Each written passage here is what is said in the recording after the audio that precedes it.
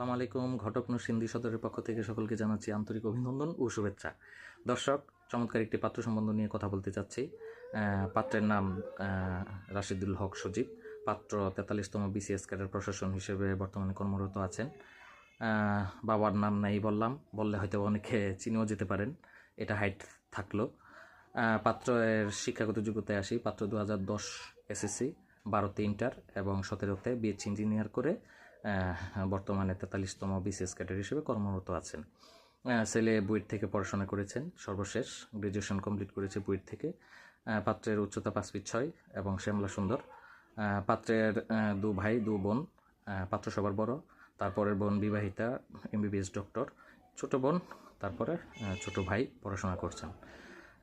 অতএব যদি কোনো সম্ভ্রান্ত পরিবারের পাত্রী উপযুক্ত থেকে থাকেন তাহলে অবশ্যই দ্রুততম সময়ের মধ্যে আমাদের সঙ্গে যোগাযোগ করেন, সিভি ছবি নেন এবং চমৎকার সম্বন্ধটি শেয়ারের মাধ্যমে সকলকে দেখার, বোঝার, জানার সুযোগ করে দেয়। ধন্যবাদ। আসসালামু আলাইকুম।